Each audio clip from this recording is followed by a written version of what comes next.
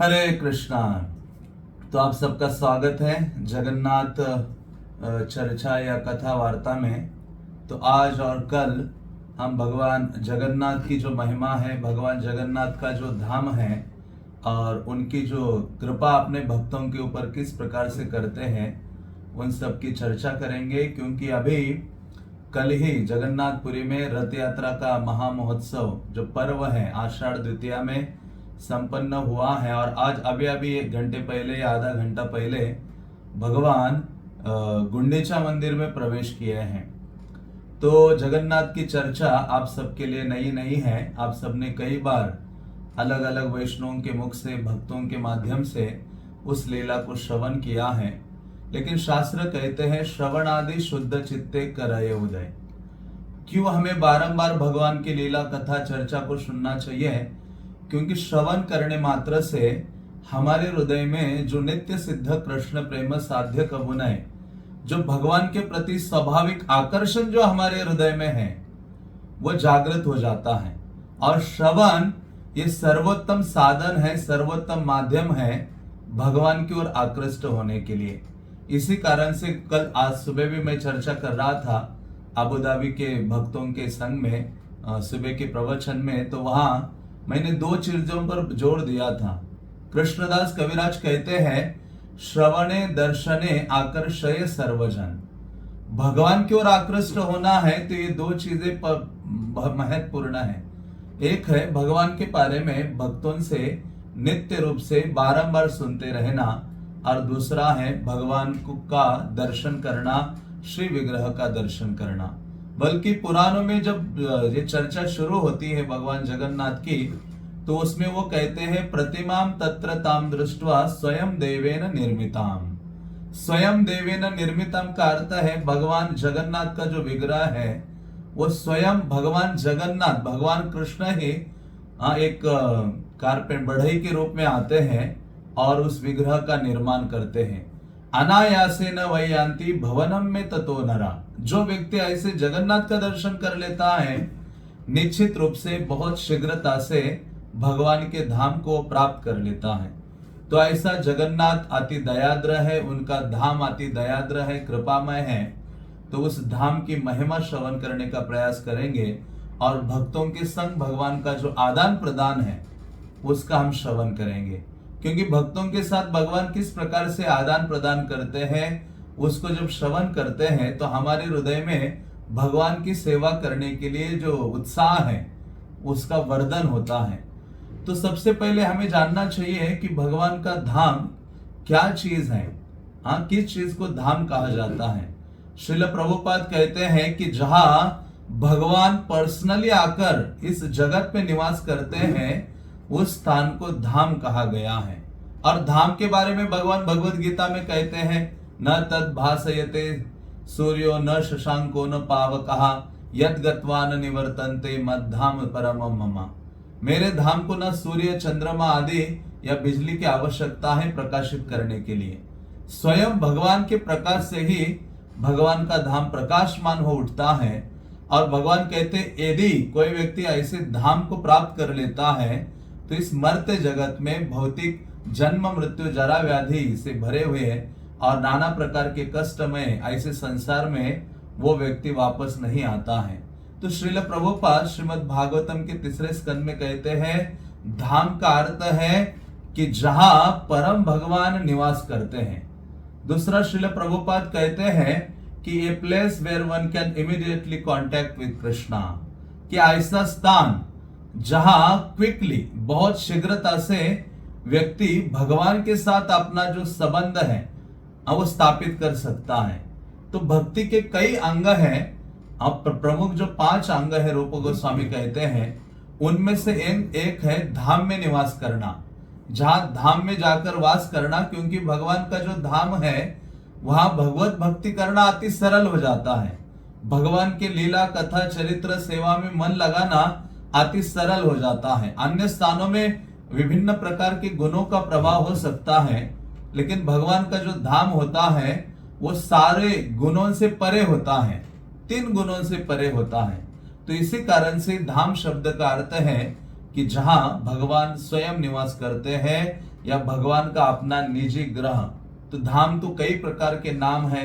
शास्त्र कहते हैं वैकुंठ भी, भगवान के धाम को वैकुंठ कहा जाता है, जो कुंठा से रहित है। श्वेतद्वीप कहते हैं, गोलोक कहते हैं। उसी प्रकार से श्री जगन्नाथपुरी है। तो भगवान का जो धाम जगन्नाथपुरी है वो इस जगत का भाग नहीं है। कभी भी हमें नहीं सोचना चाहिए कि ये भौतिक जगत का पार्ट है। भगवान का जो धाम है, वृंदावन है, मथुरा है, जगन्नाथपुरी है, द्वारका है, क्योंकि वो अलौकिक है, दिव्य है, इस जगत का भाग नहीं है।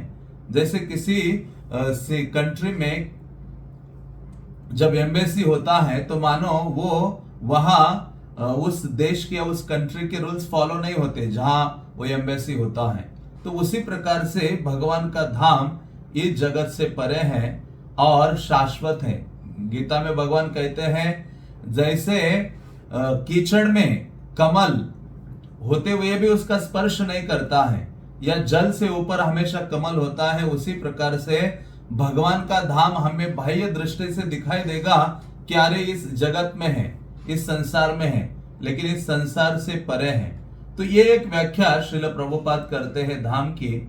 और दूसरी व्याख्या श्रील प्रभुपाद करते हैं धाम का अर्थ है कि प्रभुपाद कहते हैं कि जहां भगवान के नाम, रूप, गुण, लीला और धाम की चर्चा होती है। गीता में भगवान कहते हैं मेरे भक्त आनंद कैसे अनुभव करते हैं। भगवान कहते हैं मच्चित्ता मदगत प्राणा बोधयन्तः परस्परम कथयन्तश्च माम नित्यम तुष्यन्ति च रमन्ति च। मेरे जो भक्त हैं आपस में आते हैं, मिलते हैं और उनकी चर्चा का विषय मैं होता हूं। वो मेरे बारे में चर्चा करते हैं और उसी से वो आनंद का अनुभव करते। बोधयन्तः परस्परम, एक दूसरे को बोध प्रदान करते हैं। तो श्रील प्रभुपाद कहते हैं जिस स्थान में भगवान के नाम, भगवान के रूप, गुण और लीला और धाम की चर्चा होती है, कथा होती है, वो स्थान भी धाम कहलाता है। इसलिए तो नारद मुनि वैकुंठ में जब गए थे तो भगवान को पूछा, भगवान आप कहाँ रहते हो, कहाँ हो एग्जैक्टली आप बताओ। भगवान का एक नाम विष्णु है। विष्णु में जो सब जगह वास करते हैं, इसलिए उनको विष्णु कहा गया है। तो भगवान आप कहाँ रहते हो? तो भगवान कहते मैं नाहम तिष्ठामि वैकुंठे, मैं वैकुंठ में नहीं रहता हूं, योगियों के हृदय में नहीं रहता हूं। तो कहाँ रहता हूं? तो भगवान कहते यत्र गायन्ति मद भक्ता तत्र तिष्ठामि नारदा। हे नारद, जहां मेरे भक्तगण मेरी चर्चा करते हैं और उस चर्चा को सुनते हैं, बोलते हैं, उस स्थान में मैं निवास करता हूं। तो जब हम भगवान की कथा को सुनते हैं या भगवान की कथा का वर्णन करते हैं तो हमें जानना चाहिए कि भगवान उस स्थान में विराजमान है। इस भावना से हम जब श्रवण और कीर्तन करेंगे तो सदैव हम अटेंटिव रहेंगे, ध्यान पूर्वक सारे जो कार्यकलाप है श्रवण कीर्तन के वो करते रहेंगे। तो इसलिए ये कहा गया है कि दूसरी चीज प्रभुपाद व्याख्या करते हैं, धाम का अर्थ है जहां नाम, रूप, गुण, लीला आदि की चर्चा होती है। और तीसरा श्रील प्रभुपाद कहते हैं कि भगवान के जो प्रिय भक्त हैं, जिनका हृदय भगवान की सेवा के लिए 100% लगा हुआ है, और ऐसे भक्तों का जो हृदय है वो धाम बन जाता है। इसलिए बाकी जीवों के हृदय में हो सकता है कि परमात्मा निवास करते हैं अंतर्यामी के रूप में, हृदय अर्जुन तिष्ठति, भगवान गीता में कहते हैं। लेकिन भक्त के हृदय में परमात्मा नहीं, तुम्हारा हृदय सदा गोविंद विश्राम, साक्षात कृष्ण वैष्णवों के हृदय में, भगवान के हृदय में रहते हैं। उनका जो विस्तार स्वरूप परमात्मा नहीं, भगवान भक्तों के हृदय में तो साक्षात कृष्ण विराजमान होते हैं। इसलिए तो जब श्रीमद् भागवतम में वर्णन आता है, दुर्वासा मुनि को भगवान कहते हैं कि मैं साधुओं के हृदय में निवास करता हूं और वो मेरे हृदय में निवास करते हैं। तो इस प्रकार से हमें जानना चाहिए कि भक्तों का हृदय भी धाम है। इसलिए जगन्नाथ रथ यात्रा को जब भक्त लोग रस्सी को खींचते हैं तो उसका अर्थ यही है कि कृष्ण लैया ब्रजे जाबो ये भाव अंतरे, कृष्ण को लेकर वृंदावन चले जाना, इस भावना को व्यक्ति हृदय में पकड़ता है, धारण करता है और रस्सी को खींचता है। फुल्ली ये कॉन्शियस होता है कि मैं कृष्ण को लेकर वृंदावन जा रहा हूं। तो उसी प्रकार से ये जो हृदय है हमारा, वो भी वृंदावन बनाना है। इसलिए तो श्रवण कीर्तन हम करते हैं, भक्तों का संग करते हैं, क्योंकि भगवान निवास कहाँ करते हैं? अपने धाम में सदा निवास करते हैं। और यदि हम अपने हृदय को धाम बनाएंगे, उस भावना से हम प्रेरित रहेंगे, तो क्या होगा? कृष्ण शीघ्र ही हमारे हृदय में निवास करेंगे। भक्ति विनोद ठाकुर एक गीत लिखे जिसमें वो कहते हैं कि बड़ी सुंदर व्याख्या करते हैं धाम की, कि धाम कहाँ है, वृंदावन कहाँ है या जगन्नाथपुरी कहाँ है। वो कहते हैं, जय स्थाने वैष्णव गण से स्थान वृंदावन। जहां वैष्णव निवास करते हैं, जहां भक्त निवास करते हैं, वो स्थान क्या है? वृंदावन है, जगन्नाथपुरी है, भगवान के धाम से अभिन्न है। तो इसलिए जब व्यक्ति का महत भाग्य उदित होता है, तब ऐसे व्यक्ति को भगवान के धाम जाने का सुअवसर प्राप्त होता है। और इसलिए बारंबार भगवान के धाम जाने का प्रयास क्यों करना चाहिए? इसलिए करना चाहिए क्योंकि भगवान के धाम हम जाते हैं तो हमारे हृदय में जो ये भावना है, भोग की भावना है, वो नष्ट होने लगती है, और भगवान के प्रति जो दासत्व की भावना है, सेवा का एटीट्यूड है, वो बढ़ता है धाम जाने से। और ये याद रहता है कि मैं इस भौतिक जगत का प्राणी नहीं हूं। हाँ, जैसे क्योंकि हमारा शाश्वत जीवन तो भगवान का धाम है। जैसे मछली का शाश्वत जीवन जल है, उसी प्रकार से जीवात्माओं का शाश्वत निवास स्थल भगवान का नित्य धाम वैकुंठ या गोलोक वृंदावन है। हम कुछ समय के लिए इस भौतिक जगत में हैं, और वो भी कुछ सालों का हमारे पास जीवन है, और कभी भी उसको छीना जा सकता है।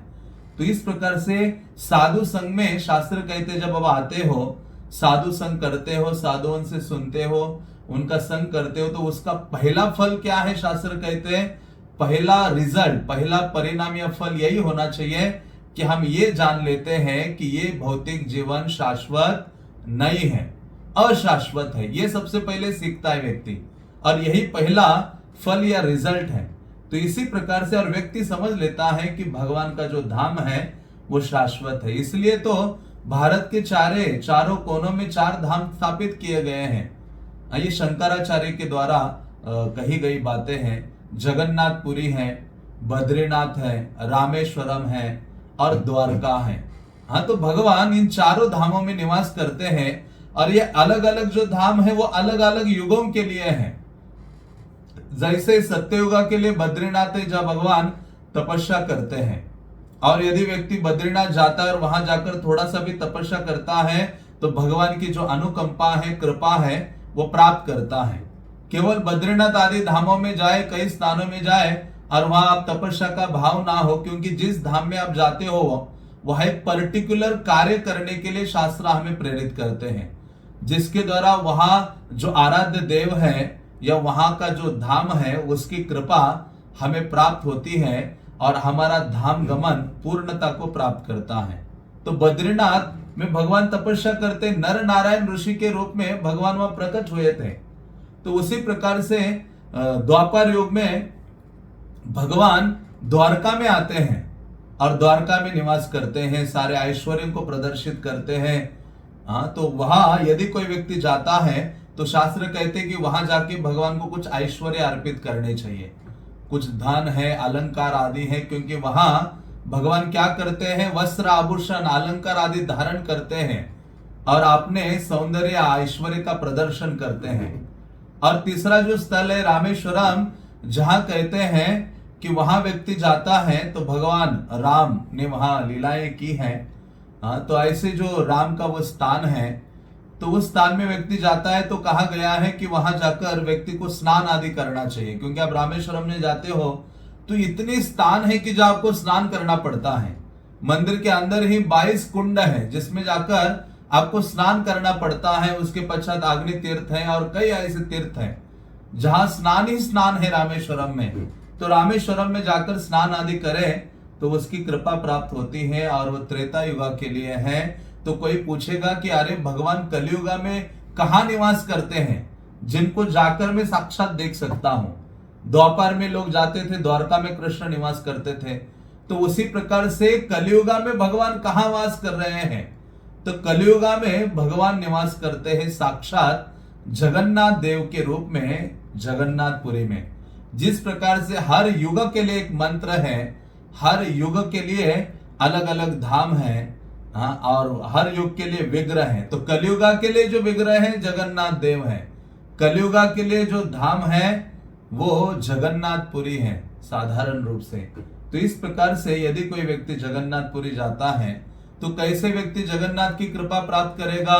तो शास्त्र कहते हैं कि जगन्नाथपुरी जाकर व्यक्ति को दो चीजें करनी चाहिए। एक तो करना चाहिए जगन्नाथ का बारंबार दर्शन करना चाहिए, और दूसरा क्या करना चाहिए? जगन्नाथ का अकंठ भोजन, अखंड प्रसाद, कंठ तक जगन्नाथ का प्रसाद ग्रहण करना चाहिए।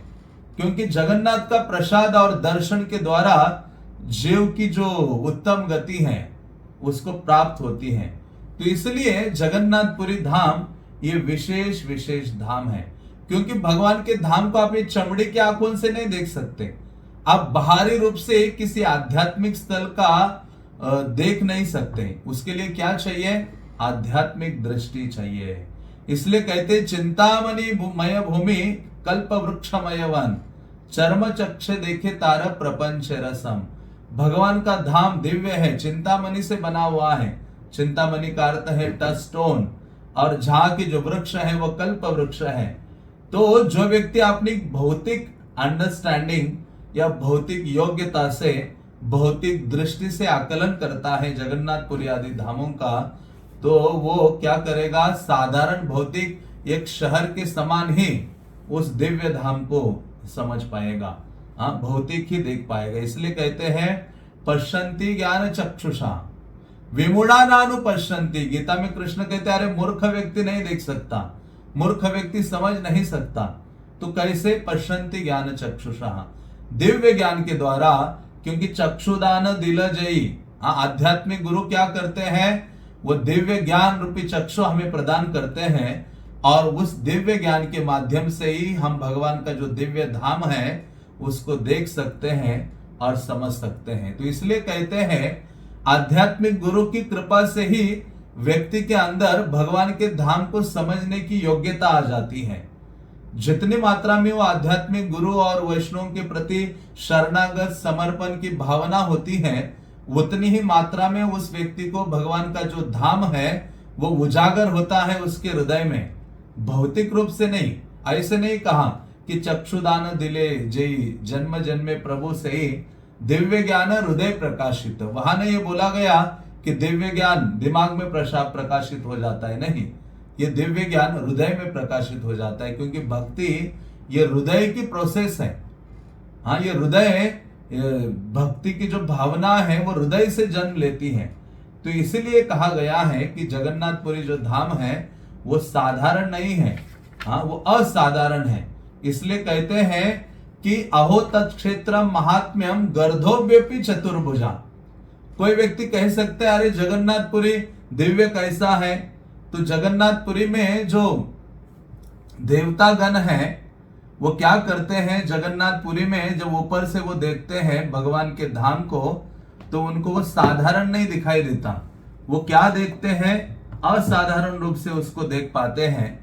और वो कहते हैं कि क्या बताऊं, वृंदावन दास ठाकुर पद्म पुराण के श्लोक को उद्धृत करते हैं और वो कहते हैं कि मैं जगन्नाथपुरी के महिमा के बारे में क्या बताऊं आपको। अहो तत्क्षेत्र महात्म्यम गर्धोव्यपि चतुर्भुजा। देवतागण जब ऊपर से जगन्नाथपुरी को देखते हैं तो देखते हैं कि वहां का गधा भी क्या है? चतुर्भुज रूप में है। तो इसलिए वहां की कीट, पशु, पक्षी, पतंग, हाँ, सब चतुर्भुज है, लेकिन हमें दिखाई नहीं देता है। हम कोई आध्यात्मिक स्थल में जाते हैं तो हमें वहां वो पॉल्यूशन नजर आता है, भीड़ नजर आती है, अनक्लीननेस नजर आता है। तो ये हमारी भौतिक दृष्टि है। तो इसलिए कहा गया है जब तक ये भोग भावना, भौतिक दृष्टि बनी रहेगी, आध्यात्मिक धाम को ना देख पाएंगे ना समझ पाएंगे। इसलिए कहते यत्र प्रवेश मात्रे न कश्यापि पुनर्भव, कि कहते ऐसे जगन्नाथपुरी में एक बार व्यक्ति ने प्रवेश किया ना, उसको फिर से इस भौतिक संसार में पुनर्जन्म प्राप्त नहीं होगा। इसलिए विशेष है। क्या विशेषता है जगन्नाथपुरी की? कि भगवान इतने कृपाद्र हैं, मतलब इस संसार में इतना दयालु व्यक्ति कोई अन्य नहीं है। जगन्नाथपुरी आप जाते हो एक बार भी तो भी आप भगवान के धाम जाने का अधिकारी बन जाते हो। इसलिए कहते जगन्नाथपुरी में जाकर आप सो गए ना पूरे दिन ऐसे, तो जगन्नाथ कहते बलदेव देखो ये व्यक्ति आया है अबू धाबी से और दंडवत मार रहा है मुझे, इतना लंबा दंडवत, सो भी जाओ ना जाकर। तो भैया आपस में वो रत्न वेदी पर चर्चा करते हैं, जगन्नाथ बलदेव सुभद्रा। वो कहते देखो देखो ये दंडवत मार रहा है। हाँ, तो इस प्रकार से वहां यदि कोई व्यक्ति एक कदम भी चलता है तो भगवान कहते देखो मेरी धाम की परिक्रमा कर रहा है। तो इस प्रकार से शिव पुराण में वर्णन आता है, कहते हैं जगन्नाथपुरी के संपर्क में आप आओगे आपका उद्धार निश्चित है। मतलब उद्धार, भगवान के धाम जाना निश्चित है। शिव पुराण कहता है कि जगन्नाथ का या जगन्नाथपुरी का स्मरण भी कर लिया ना तो भी आपकी भगवान का धाम जाना निश्चित है। जगन्नाथ का प्रसाद 8 चीजें बताता है शिव पुराण। एक है जगन्नाथ का या जगन्नाथ धाम का स्मरण करना, जगन्नाथ का प्रसाद ग्रहण करना, जगन्नाथ धाम की यात्रा करना, जगन्नाथ का कीर्तन करना, जगन्नाथपुरी में रहना और जगन्नाथ का दर्शन करना और जगन्नाथपुरी में शरीर त्यागना। यदि कोई व्यक्ति का सौभाग्य होता है जगन्नाथपुरी में अपना देह त्याग देता है तो भगवान जगन्नाथ अपना शाश्वत जो धाम है मृत्यु परांत उसको प्रदान करते हैं।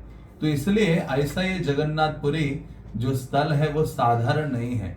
इसलिए चैतन्य महाप्रभु स्वयं जो आचार्य के रूप में है, भक्त के रूप में है। हाँ, क्योंकि चैतन्य महाप्रभु ने देखा कि कोई आइडियल साधु नहीं है, अपने आचरण से सिखाने वाला नहीं बचा हुआ।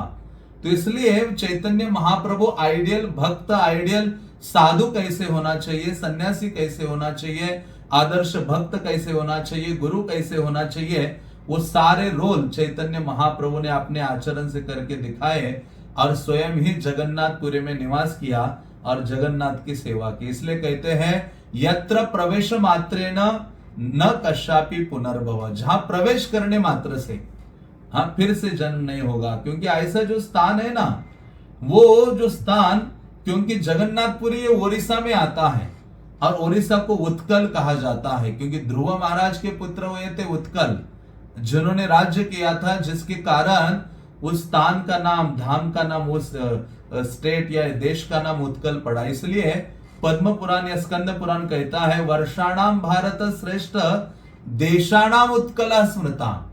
वर्षाणाम कितने 9 वर्ष है या 7 वर्ष आदि है अलग अलग, तो इसमें भारत वर्ष है। तो भारत वर्ष में देशानाम उत्कल स्मृता, जो उत्कल है वो बहुत पावन है। क्यों? उत्कलस्य समो देशो देशो नास्ति महितले, उत्कल के समान जो देश है, स्थान है, वो पृथ्वी में नहीं है क्योंकि जगन्नाथपुरी उस स्थान में है। और वो जो स्थान है जगन्नाथपुरी, जिसको जहां भगवान निवास करते हैं और अपनी सभी प्रकार की लीलाएं करते हैं। स्कंद पुराण आदि कहता है कि मथुरा द्वारका लीला या करोति च गोकुले नीलाचल स्थितः कृष्ण स्थायेव चरति प्रभो। जो भगवान मथुरा में जो लीला करते हैं, द्वारका में जो लीला करते हैं, गोकुल में जो लीला करते हैं, भगवान सारी लीलाएं कहां करते हैं? नीलाचल में प्रकट करते हैं, जगन्नाथपुरी में प्रकट करते हैं। इसलिए कलियुगा में बारंबार प्रयास करना चाहिए, जगन्नाथपुरी जाते रहे, जब भी अपॉर्चुनिटी मिले जाए, जगन्नाथ का दर्शन करें। जगन्नाथ जी जहां ऐसा हाथ आगे करके खड़े हैं, मानो आओ, हाँ मैं आपका आलिंगन करने के लिए तैयार हूं। कौन है इस संसार में जो आलिंगन करे? हाँ, इतने भगवान दया दयालु हैं जो खड़े हैं रत्न वेदी पर हमारे लिए। तो इसलिए कहते हैं, जगन्नाथ जी स्वयं कहते हैं कि हे राजा इंद्रद्युम्न, मैं अपने स्थान को कदापि छोड़ता नहीं हूं। सत्यम सत्यम पुनः सत्यम एतत् ब्रवीमिते प्रसाद मंगे तत्स्थानम न त्यजामि कदाचन। मेरा देवालय भी टूट जाता है ना, प्रासाद, हाँ, तो भी भगवान कहते हैं जगन्नाथपुरी को मैं कदापि छोड़ता नहीं हूं, त्यागता नहीं हूं। तो ऐसा जगन्नाथपुरी धाम विशेष विशेष धाम है जो भगवान जगन्नाथ को अति प्रिय है। जगन्नाथ को ही नहीं, उनके भक्तों को भी अति प्रिय है, क्योंकि भगवान वहां भक्त वत्सलता को प्रदर्शित करते हैं कि कितना भगवान अपने भक्तों से प्रीति करते हैं ना, ये जगन्नाथपुरी में दिखाई देता है। इसलिए तो कृष्णदास कविराज कहते हैं, ताहार सम्मति लिया भक्त सुख दिते रथे चढ़ी बाहर आयला। वो कहते हैं कि लक्ष्मी का परमिशन लेकर भगवान जगन्नाथ रथ के ऊपर विराजमान होते हैं और बाहर आकर सबको दर्शन प्रदान करते हैं। तो इस प्रकार से भगवान जगन्नाथ बहुत कृपाद्र है, दयालु है। हाँ, जो व्यक्ति ऐसे जगन्नाथ का आश्रय नहीं लेता है तो वह अति दुर्भाग्यशाली व्यक्ति है। इसलिए ऐसे जगन्नाथपुरी के कई सारे नाम शास्त्रों में वर्णित किया है। एक तो नाम हम जानते हैं श्री जगन्नाथपुरी। हाँ, जगन्नाथपुरी का अर्थ है जहां जगन्नाथ जी निवास करते हैं, साक्षात परम भगवान निवास करते हैं और वो ये दिखाते हैं कि मैं जगत का नाथ हूं। इसलिए तो प्रभुपाद कहा करते थे ना, प्रभुपाद को किसी ने पूछा, रिपोर्टर ने, स्वामी जी आप ये गले में क्या डालते हो, ये क्या डाला हुआ है? प्रभुपाद ने नहीं कहा ये कंठी है, तुलसी है, उससे ये लाभ है, वो है, ये है, ऐसा कुछ नहीं। प्रभुपाद कहते हैं सरल भाषा में, उसने कहा जी, प्रभुपाद ने कहा उस रिपोर्टर को, जिस प्रकार से एक कुत्ता होता है और एक कुत्ते के गले में पट्टा होता है और एक मालिक पकड़ता है उसको, गले में पट्टा है, उसका अर्थ है उसका कोई स्वामी है, मालिक है, नाथ है। और जिस कुत्ते के गले में पट्टा नहीं है, हाँ, तो उसका मतलब है वो गले का कुत्ता है, उसका कोई स्वामी नहीं है। कोई भी आया और उसको पत्थर मारे, लाते मार के भगा देता है। तो प्रभुपाद ने कहा हम कृष्णा के डॉग हैं और इसलिए ये पहना हुआ है और कृष्ण ने पट्टा पकड़ा हुआ है अपने हाथ में। जैसे मॉर्निंग वॉक के लिए लोग जाते हैं कुत्ते को लेकर, तो कहते हैं हमारे नाथ कौन है? हम अनाथ नहीं हैं, सब हम अनाथ नहीं हैं, हम सनाथ हैं और हमारे नाथ जगन्नाथ हैं। लेकिन जीव क्या है, जब इस जगत में आता है स्वयं नाथ बनना चाहता है, स्वयं स्वामी भोक्ता बनना चाहता है। इसलिए तो वो स्ट्रगल करता है पूरे जीवन के अंत तक और कष्टों को प्राप्त करता है। इसलिए भगवत चर्चा, शास्त्र अध्ययन, भक्तों का संग वो इसलिए है कि केवल हम ये समझें कि जीवेर स्वरूप है कृष्णेर नित्य दास, ये मानव स्वरूप सिद्धि है।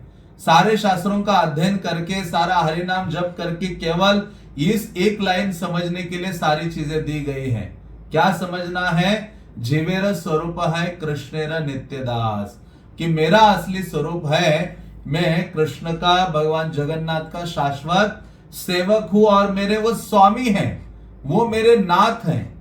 हाँ, तो इस प्रकार से हमें अनाथ नहीं समझना चाहिए, स्वयं को समझना चाहिए कि मेरे प्रभु हैं। जब भगवान को हम अपना मान लेते हैं ना, तो हम भगवान के बहुत करीब होते हैं। कभी हम इस संसार में मम और अहम और मम में बंधे होते हैं। हम अहम करते रहते हैं, मैं सब जगह मैं को स्थापित करना चाहते हैं और शरीर से संबंध, मेरे सबसे संबंधित जो भी चीजें हैं उसको मम कहते हैं, मेरी हैं। इन दोनों चीजों में बंधे होते हैं। लेकिन हम ये कब कहेंगे कि अहम मतलब मैं भगवान जगन्नाथ का सेवक हूं और भगवान जगन्नाथ मेरे हैं, इस भावना का उदय होना चाहिए। भगवान को कभी हम नहीं कहते कि हे प्रभु आप मेरे हो, और मेरे हैं तो मैं आपके लिए तत्पर हूं आपके सेवक के रूप में। तो सारे शास्त्रों का अध्ययन करना, सारे कथाओं को श्रवण करना, प्रैक्टिस करना, उससे केवल इसी भाव को जगाने के लिए है कि जीवेर स्वरूप है कृष्णेर नित्य दास। जीव का स्वभाव है कि मैं कृष्ण का सेवक हूं। प्रभुपाद गीता के पहले इंट्रोडक्शन में कहते हैं कि देखो सेवा तो आपको करनी ही पड़ेगी, सेवा आपको नित्य रूप से करनी पड़ेगी और अब ये बी सी डी किसी ना किसी की सेवा में अपना जीवन व्यतीत कर लोगे। लेकिन आप यदि सौभाग्यशाली हो, कृष्ण की नित्य सेवा करोगे, तो इस भौतिक जगत में किसी की सेवा करने की आवश्यकता नहीं पड़ेगी और कृष्ण की सेवा से आप शाश्वत सुख और आनंद की अनुभूति करोगे। क्योंकि भौतिक जगत में किसी की भी सेवा करते हैं तो हम सुख और शांति का अनुभव नहीं कर पाते हैं। तो ऐसे जगन्नाथपुरी का एक नाम है जगन्नाथपुरी, दूसरा है शंख क्षेत्र। दक्षिण बाहु शंख के समान जगन्नाथपुरी का आकार है शंख क्षेत्र। क्योंकि आपको पता होगा भगवान विष्णु ने जब गया नामक असुर का वध किया था, तो भगवान ने चार, उनके हाथ में शंख चक्र गदा पद्म थे और भगवान इतने आनंदित हो गए उस असुर को मारने के पश्चात कि भगवान नाचने लगे, नृत्य करने लगे और नाचते नाचते भगवान ने अपने शंख चक्र गदा डाल दिए नीचे हाँ, जैसे हम कीर्तन में नाचते हैं मानो भक्तों के संग में, तो मोबाइल जेब में हो तो जेब मोबाइल को पकड़ पकड़ के नाचते हैं, छोड़ेंगे नहीं मोबाइल को। लेकिन जगन्नाथ जी भगवान जब आसुर का वध किया तो उन्होंने शंख चक्र गदा नीचे डाल दिए, और ये जहां जहां गिरे ना, ये चारों उत्कल में ही गिरे, ओडिशा में ही, और इसलिए वो अति पावन स्थली है। तो जहां शंख गिरा उस स्थान को शंख क्षेत्र कहते हैं, इसलिए जगन्नाथपुरी को शंख क्षेत्र कहते हैं, क्योंकि भगवान का शंख वहां गिरा था, और इसलिए भगवान जगन्नाथ उस स्थान में प्रकट हुए हैं, नीलाचल धाम उनका वो बना। और दूसरा है चक्र क्षेत्र। चक्र कहां गिरा? भुवनेश्वर में। भुवनेश्वर को कहा जाता है गेटवे ऑफ जगन्नाथपुरी। जब जगन्नाथपुरी में प्रवेश करते हो तो आपको गेट से जाना होगा, और गेट में कौन होता है? द्वारपाल होता है, रक्षा गार्ड होता है। तो जगन्नाथपुरी का रक्षक गार्ड या क्षेत्रपाल कौन है? लिंगराज महादेव है, शिव जी है। जगन्नाथपुरी का जो सारी, जैसे सिटी में पुलिस वगैरह होते हैं, अलग अलग अधिकारीगण होते हैं, तो सारा जो रक्षा करने का दायित्व है, क्षेत्र का पालन करने का दायित्व ये शिव जी के पास और उनकी जो पत्नियां हैं। इसलिए जगन्नाथपुरी में अष्ट चंडिकाएं हैं, अष्ट मातृकाएं कहा जाता है, जो अलग अलग सेवा में लगी है जगन्नाथपुरी में। और वहां पंच महादेव है मंदिर में जगन्नाथ के बड़े देवालय के चारों साइड से बैठे हुए हैं, और वो अपने ऐसे हाथ जोड़ के छोटी छोटी सेवा कर रहे शिव जी। इसलिए जगन्नाथपुरी का जो पालन करना है वो शिव जी के पास वो दायित्व है, क्योंकि शिव जी को क्या कहा गया है? वैष्णवानाम यथा शंभु।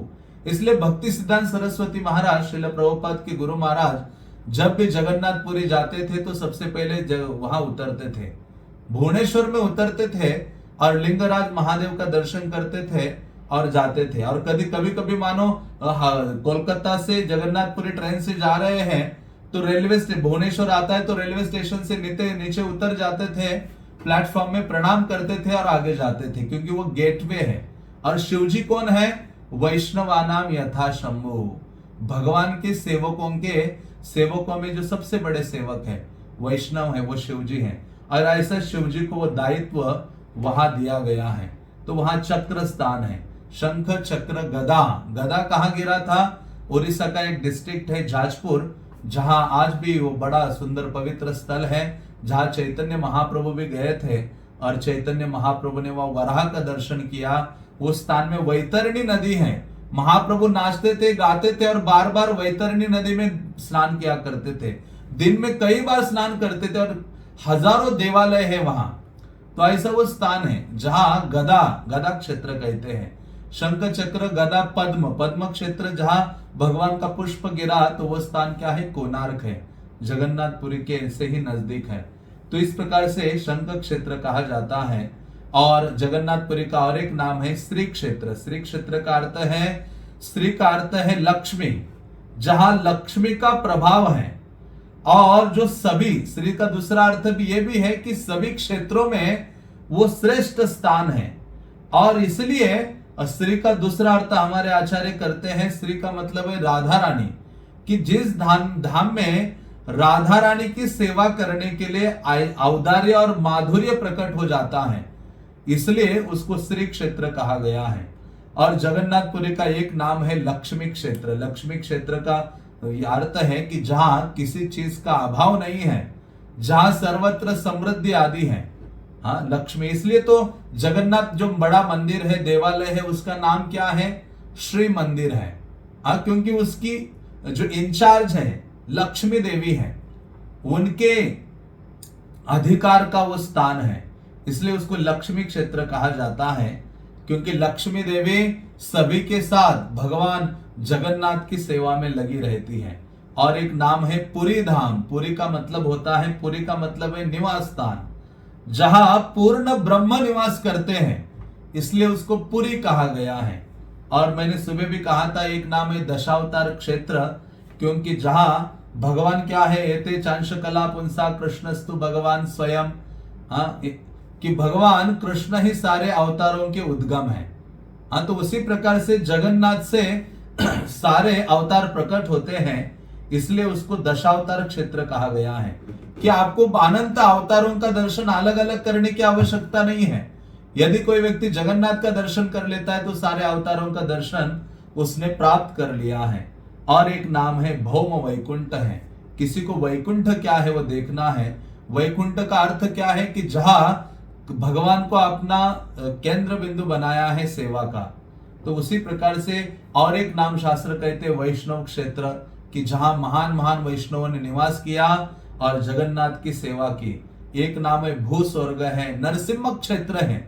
वहां जब ब्रह्मा जी ने यज्ञ किया तो यज्ञ से नरसिम्हा प्रकट हो गए और आदि नरसिम्हा कहा जाता है। जगन्नाथ मंदिर में आप जाते हो, जगन्नाथ का दर्शन करते हो तो उनसे पहले नरसिम्हा देव का छोटा मंदिर आता है, जहां जाकर पहले दर्शन करते हैं लोग और फिर जगन्नाथ का दर्शन करते हैं। और चैतन्य महाप्रभु इसी प्रकार से जगन्नाथ का दर्शन किया करते थे। चैतन्य महाप्रभु जगन्नाथ मंदिर में प्रवेश करते थे, श्री मंदिर में, और प्रवेश करने के पश्चात चैतन्य महाप्रभु जाते थे जगन्नाथ मंदिर में। और जगन्नाथ मंदिर में जब चैतन्य महाप्रभु जाते थे तो सबसे पहले महाप्रभु नरसिम्हा देव का दर्शन करने जाते थे। और नरसिम्हा देव मंदिर में जाकर चैतन्य महाप्रभु नरसिम्हा आरती के उन श्लोकों को गाते थे जो हम गाते हैं शुरुआत में, नमस्ते नरसिम्हाय प्रहलाद लाददायिने। ये किसने गाया है? सर्वप्रथम चैतन्य महाप्रभु ने गाया है जगन्नाथ मंदिर में। नरसिम्हा का दर्शन करते हैं महाप्रभु, फिर जाकर जगन्नाथ का दर्शन करते हैं, इसलिए उसको नरसिम्हा क्षेत्र कहा गया है, नीलाचल कहा गया है, नीलाद्रि कहा गया है, नीलगिरी कहा गया है। तो इस प्रकार से ऐसा ये जगन्नाथपुरी धाम जो विभिन्न पुराणों में वर्णित किया गया है, विशेष रूप से स्कंद पुराण और ब्रह्म पुराण में कहा गया है। पुराण शब्द का अर्थ क्या है? पुरापि नवम पुराणम, जो पुराना होकर भी हमेशा नव नवायमान लगता है उसको पुराण कहा गया है। तो ऐसा स्कंद पुराण जो 18 पुराणों में सबसे बड़ा है, 81,000 श्लोकास है स्कंद पुराण में, 81,000 श्लोकास, जिनमें पुरुषोत्तम महात्म्य है, जहां जगन्नाथ का असीम कई सारे श्लोकों में वह वर्णन किया गया है। तो ऐसा जगन्नाथ क्षेत्र सब जीवों के लिए उसका निर्माण है। क्योंकि आपको याद होगा या आपने श्रवण किया होगा कि ब्रह्मा ने, क्योंकि भगवान के आदेश से ब्रह्मा जब इस जगत की सृष्टि करते हैं तो सृष्टि करने के बाद देखा अभी जीव कोई है नहीं यहाँ निवास करने के लिए, और ये ब्रह्मा ने जगत का निर्माण जीवों के लिए किया था, उन जीवों के लिए जो भगवान से अलग होकर रहना चाहते हैं। और जैसे ब्रह्मा ने इस जगत का निर्माण किया तो ब्रह्मा ने देखा ये जो स्थान मैंने क्रिएट किया है ना, ये 7 प्रकार के कष्टों से भरा हुआ है, जन्म मृत्यु जरा व्याधि आदि भौतिक आदि दैविक आध्यात्मिक 7 क्लेश यहाँ है, इसलिए इसको प वर्ग कहा गया है। तो ब्रह्मा ना, क्योंकि ब्रह्मा का हृदय बड़ा वैष्णव है, ब्रह्मा भगवान के प्रथम भक्त हैं, इसलिए वो दुखी हो गए कि मैंने क्या कर दिया, जो भी संसार में आएगा वो ये नाना प्रकार के कष्ट प्राप्त करेगा। तो उन्होंने क्या किया, ब्रह्मा ने भगवान को प्रार्थना की, भगवान को कहा, हे प्रभु आपने ये सेवा दे दी और मैंने ऐसा कार्य कर दिया है, ये थैंकलेस टास्क है मेरा, ये जो मैंने किया है।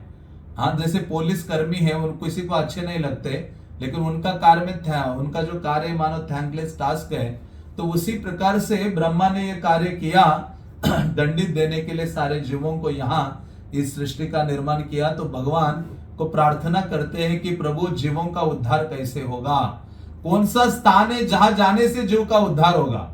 जगन्नाथपुरी की जो ग्लोरीज है वो यहां से शुरू होती है स्कंद पुराण में, ब्रह्मा का डायलॉग भगवान के साथ। जब ब्रह्मा ये पूछते हैं तो भगवान कहते हैं लवन सागर, जो लवन सागर है उसके उत्तर में और महानदी के दक्षिण में मेरा एक स्थान है, वो मेरा धाम नित्य है, पृथ्व्याम गोपितम स्थानम तव चापी सुदुर्लभम। तो ये जो स्थान है ना जगन्नाथपुरी, भगवान कहते हैं ये सब में दुर्लभ है, और सर्व संग परित्यक्त तत्र तिष्ठामि देवव्रत।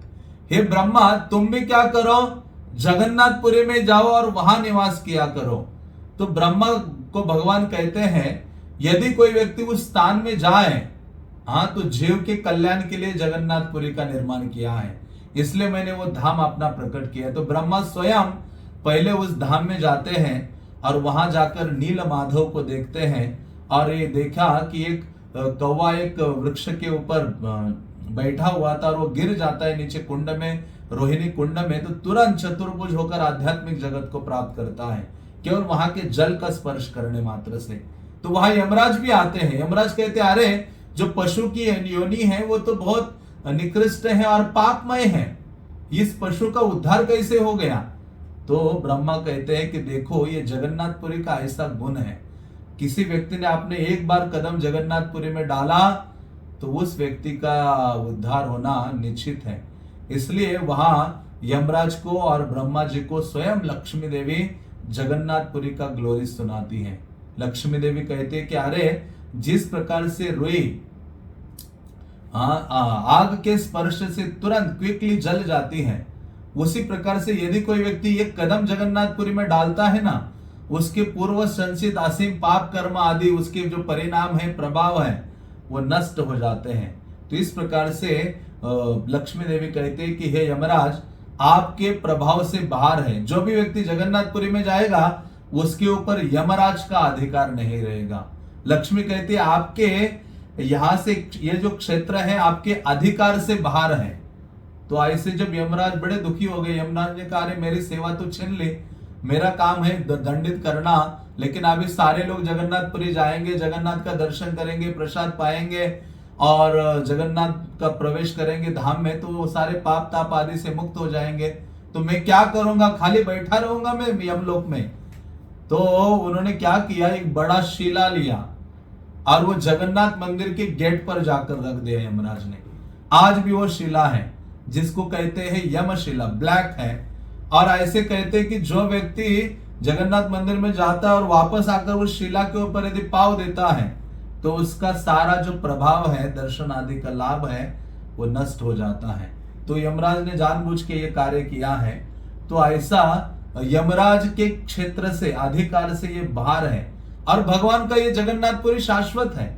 आपने श्रवण किया होगा कि जो मार्कंडेय ऋषि हुए हैं, मृकुंड के जो पुत्र थे मार्कंडेय ऋषि, जिनको 7 कल्प, ब्रह्मा के जो 7 दिन है, हमारा 1 सेकंड तब ब्रह्मा के ब्रह्मा का 1 सेकंड तो हमारे 1 लाख साल हो जाते हैं, 1 लाख वर्ष हमारे गुजरते हैं जब उनका 1 सेकंड होता है। तो ऐसे सोचो ब्रह्मा का दिन कितना बड़ा होगा। तो ऐसे ब्रह्मा के 7 डेज, जिसको एक दिन को 1 कल्प कहा जाता है, तो ऐसे 7 कल्प का आयु इनका था, मार्कंडेय ऋषि का था। सारा प्रलय कई बार होता है, जब रात्रि होती है ब्रह्मा की तो प्रलय होता है। तो उस प्रलय में भी ये जो मार्कंडेय ऋषि थे उनको मृत्यु नहीं थी, वो जल में ही, प्रलय कालीन जल में ऐसे गोते लगाते हुए आ रहे जा रहे। तो ऐसे देखा सब पृथ्वी सब डूबा हुआ है प्रलय के जल से। तो उस समय ऐसे तैरते तैरते पहुंचते तो सामने मार्कंडेय ऋषि को थोड़ा सा एक स्थान दिखता है और एक बड़ा सा वट वृक्ष दिखता है। उस वट वृक्ष के एक पत्ते के ऊपर छोटा सा बालक दिखाई देता है और ये देखने लगते मार्कंडेय ऋषि, अरे सारा प्रलय कालीन जल में सब मग्न है, कोई चीज बची नहीं है, लेकिन ये स्थान कैसे खुला है और जहां एक वट वृक्ष के पत्ते पर एक छोटा सा बालक लेटा हुआ है जो अपना अंगूठा चूस रहा है और वो उनके ओर देखकर हंस रहा है। तो ये देखकर मार्कंडेय ऋषि अचंभित हो जाते हैं और वो समझ लेते हैं कि ये कोई साधारण व्यक्तित्व नहीं है, ये भगवान है। तो कृष्ण उस वट पत्र के ऊपर लेटे हुए हैं, इसलिए भगवान का नाम बाल मुकुंद या वटपत्र शाही कहा गया है कि वट के पत्र के ऊपर जो शयन कर रहे हैं और जो एक अंगूठा पाव का अपने मुंह में डाल रहे हैं। हाँ, तो क्यों डाल रहे थे मुंह में अपना अंगूठा? भगवान सोच रहे थे कि अरे ये जगत में इतने हजारों लोग मेरे चरणों की सेवा करने के लिए सब कुछ त्याग देते हैं, अपना ऐश्वर्य, भौतिक संपदा आदि सबका त्याग करते हैं और मेरे चरणों में लगते हैं। मेरे चरणों में क्या मिठास है, मेरी सेवा करने से क्या इनको प्राप्त होता है, कुछ तो होगा मेरे चरणों में। तो चरणों को वो चूसने लगते हैं। अंगूठे से शुरू करता हूं, भगवान कहते हैं। लेकिन भगवान ये नहीं जान पाए कि भगवान की सेवा का जो अनुभव अर्जन करना है तो वो केवल भक्त के माध्यम से होगा और भगवान को भक्त बनना पड़ेगा। इसलिए तो वो कलियुगा में 534 साल पहले कौन बनकर आते हैं? श्री चैतन्य महाप्रभु के रूप में आते हैं और भगवान के चरणों की सेवा का आनंद कि अनुभूति स्वयं करते हैं। प्रभुपाद कहते थे शुगर यदि कहे कि मैं मीठी हूं और मैं प्रयास करूंगी अपनी मिठास को चखने के, तो पॉसिबल नहीं है। उसी प्रकार भगवान अपने चरणों की सेवा से जो आनंद भक्तों को मिल रहा है वो अनुभव नहीं कर सकते, इसलिए वो भक्त बनते हैं। इसलिए भगवान से बढ़कर क्या है, भक्त बनना श्रेष्ठ है। प्रभुपाद ने कहा हम गॉड नहीं बनना चाहते। इस संसार में कई लोग हैं जो भगवान बनना चाहते हैं, वो कहते हैं हम भगवान नहीं, हम भगवान की क्या बनना चाहते हैं, भक्त बनना चाहते हैं। हाँ, क्योंकि भक्त भगवान को कंट्रोल करता है, अपने प्रेम से कंट्रोल करता है। जहां भगवान कृष्ण ब्रज में नंद महाराज के खड़ाओं को, जूतों या चप्पल को अपने सर पे लेके आते हैं। यशोदा कहते अरे जाओ जाओ वो खड़ाओ लेके आओ, नंद महाराज बाहर जा रहे हैं उनको दे दो। हाँ, तो भगवान कितनी प्रकार की भक्तों की सेवा करते हैं। तो इस प्रकार से ऐसा जब उन्होंने देखा मार्कंडेय ने, और भगवान उनको देख के हंसने लगे, और भगवान ने सांस ली तो मार्कंडेय ऋषि भी अंदर चले गए, और अंदर गए तो अंदर भी प्रलय दिखाई दिया। मार्कंडेय को अपनी कुटिया दिखाई दे, फिर से वो एक वटवृक्ष दिखाई दिया, प्रलय के जल से ऊपर भूभाग जमीन दिखाई दे। वो सोचने लगे अच्छा, तो फिर से बाहर आ गए। भगवान ने बाहर निकाला तो जान गए कि भगवान शाश्वत है, और भगवान के जो धाम मुझे दिख रहा है ना, ये शाश्वत है। मार्कंडेय समझने लगे कि ये जगन्नाथपुरी है, भगवान का शाश्वत स्थान है। प्रलय कालीन जल से भी वो डूबता नहीं है। इसलिए तो आज भी आप जगन्नाथ मंदिर में जाओगे तो वही वटवृक्ष को आपको दर्शन होते हैं। विशाल वटवृक्ष आज भी है। ऐसे कहते उस वटवृक्ष के छाया के नीचे भी गुजरोगे ना, उसके शैडो में आ जाओगे, तो भी आपकी जो चेतना है वो शुद्ध हो जाती है, और आपके जो पाप करने की भावना है वो नष्ट हो जाती है, पापों के परिणाम नष्ट हो जाते हैं। इसलिए उसको अक्षय वट कहा जाता है। इतना दिव्य वो जो स्थल है। तो इस प्रकार से मार्कंडेय ऋषि भी समझ जाते हैं और भगवान को कहते क्या मुझे दो। भगवान को कहते मुझे ना आपकी जगन्नाथपुरी नीलाचल धाम में शाश्वत निवास दो। तो मार्कंडेय ऋषि जब ये प्रलय में आए वहां, तब से अभी कहा गए नहीं जगन्नाथपुरी को छोड़कर, अभी उधर ही विराजमान है। और उन्होंने दो चीजें मांगी कि हे भगवान, आपके चरणों के प्रति मुझे शाश्वत गहरा अटैचमेंट दीजिए, आसक्ति की भावना दीजिए आपके चरणों के प्रति, और दूसरा आपके जो भक्त हैं और उनके प्रति भी मुझे प्रेममयी सेवा की भावना उनके प्रति भी दीजिए। ऐसा मार्कंडेय ऋषि ने जगन्नाथपुरी में ये चीज कही थी। तो इस प्रकार से हम देखते हैं, शास्त्र कहते हैं कि ऐसा जगन्नाथपुरी जो धाम है वो शाश्वत है, और यदि कोई व्यक्ति जगन्नाथपुरी में जाता है तो उसको क्या है, शाश्वत निवास प्राप्त होता है, और कभी मां के गर्भ में उसको प्रवेश नहीं करना पड़ता। इसलिए कहा गया है कि जगन्नाथ बलदेव सुभद्रा जहां निवास करते हैं वो स्थान अति अद्भुत है। तो ऐसे भगवान जगन्नाथ की कई सारी लीलाएं हैं। तो भगवान जगन्नाथ की कई विशेषताएं हैं, कई सारे गुण हैं। एक तो क्या है कि भगवान जगन्नाथ कभी घमंड या अहंकार को सहन नहीं करते हैं। यदि कोई व्यक्ति बहुत युगो धारण करता है, अहंकार, घमंडित हो जाता है अपनी योग्यता से, क्वालिफिकेशन से, अपनी अचीवमेंट से, तो जगन्नाथ जी तुरंत उसके घमंड गर्व को क्या करते, पाउडर बना देते हैं, पूरा पाउडर बना देते हैं। क्योंकि भगवान किसी ना किसी को माध्यम बनाकर उसका गर्व विनाश करते हैं। इसलिए जगन्नाथ को कहा गया है गर्व भंजन। हाँ, गर्व भंजन करने वाले हैं। तो ऐसे भगवान जगन्नाथ है। इसलिए देव दमन, इंद्र को भी गर्व हुआ था वृंदावन में। हाँ, उसको अपने पोजीशन का गर्व था कि मैं बहुत ग्रेट हूं, महान हूं। हाँ, लेकिन मेरी पूजा होनी चाहिए। हाँ, तो कृष्ण ने दिखा दिया उसको, गोवर्धन को धारण कर दिया और उनको दिखा दिया, उनका गर्व का विनाश कर दिया। तो उसी प्रकार से जगन्नाथ जी भी वो स्वीकार नहीं करते हैं। घमंड किसी को हो जाता है तो भगवान जगन्नाथ उसको स्वीकार नहीं करते, या भगवान जगन्नाथ क्या करते हैं, उसको खंडित करते हैं। तो ऐसे एक व्यक्ति, बल्कि ऐसी कई कथाएं हैं, उनमें से एक है, आप सबने देखा होगा कि जगन्नाथ बलदेव सुभद्रा के साथ चौथे कौन खड़े रहते हैं, कौन खड़े होते हैं, सुदर्शन खड़े होते हैं। तो सुदर्शन सुदर्शन ऐसे डंडे के रूप में है, वो ऐसे गोल क्यों नहीं है?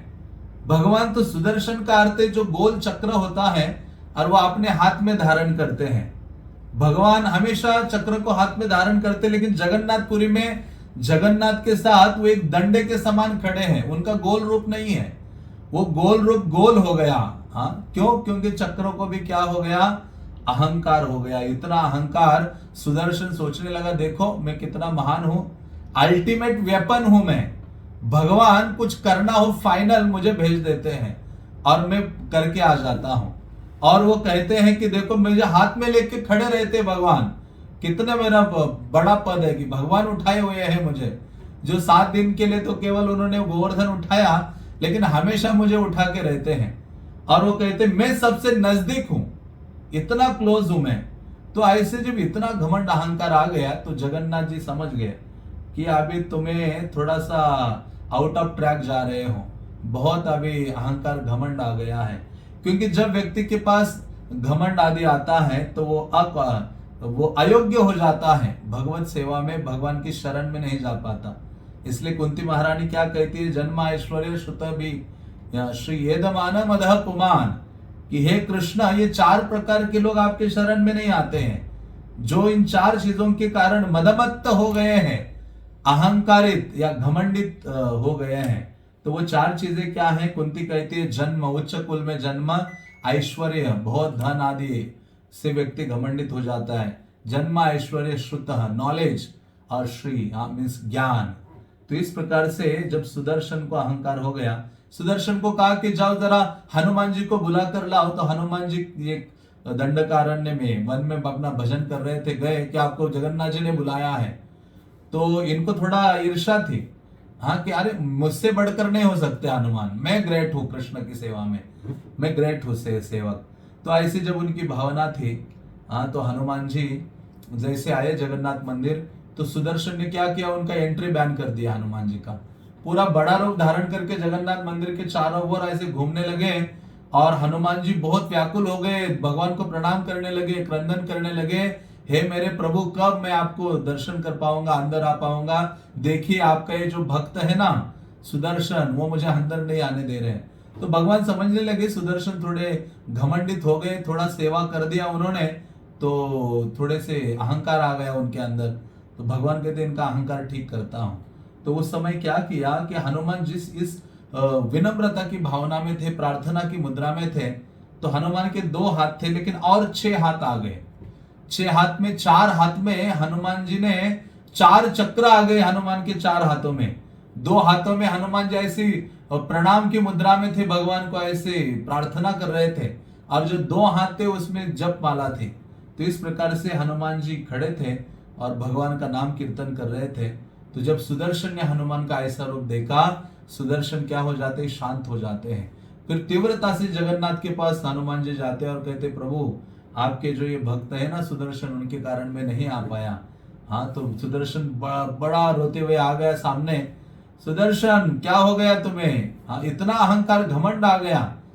तो सुदर्शन कहता है कि भगवान कहते देखो मैं तुम्हें दंडित कर देता हूं, दंड देता हूं, तुम्हारा ये जो अहंकार घमंड है सेवा करने का, हाँ, उससे तुम मुक्त हो जाओगे। क्या कि कलियुगा में तुम कभी मैं ये गोल रूप में नहीं रहोगे, एक दंडे के रूप में खड़े रहोगे मेरे साथ में। तो इतने क्रंदन करने लगे सुदर्शन, पूरे रोने लगे, लोटपोट होने लगे। तो कहते प्रभु कृपा कीजिए मेरे ऊपर।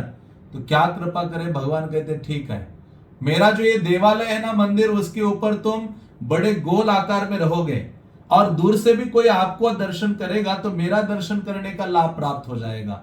और यदि कोई व्यक्ति सुदर्शन को ऊपर जो नील चक्र है जगन्नाथ मंदिर के ऊपर, उसको कोई अर्पित करेगा कोई भी चीज, भगवान ने कहा क्या होगा कि वो मैं स्वीकार करूंगा। तो ये भगवान ने उनको वचन दिया था। और इसी कारण से हम देखते हैं कि आज भी जगन्नाथपुरी में मानो मंदिर में कोई जा नहीं पाया तो केवल जगन्नाथ का नील चक्र देखता है ना व्यक्ति, तो जगन्नाथ दर्शन करने का लाभ प्राप्त होता है। चैतन्य महाप्रभु के समय में कई जो भक्त हैं, रूप गोस्वामी जगन्नाथ मंदिर में नहीं प्रवेश किए, सनातन गोस्वामी नहीं गए, हरिदास ठाकुर नहीं गए मंदिर में।